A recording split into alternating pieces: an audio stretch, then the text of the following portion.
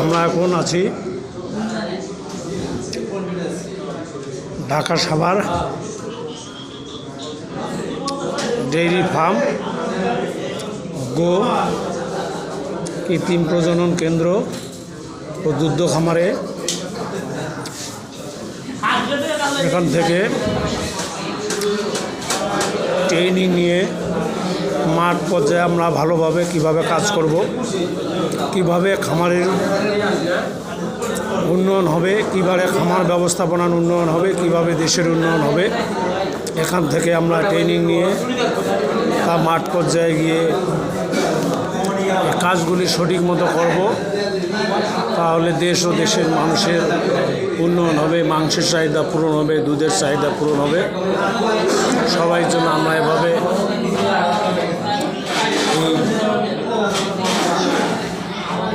গবাদি পশুর চিকিৎসা সেবা ও কৃত্রিম প্রজনন করে দেশ ও দেশের মানুষের উন্নয়ন করতে পারি। সবাইকে ধন্যবাদ।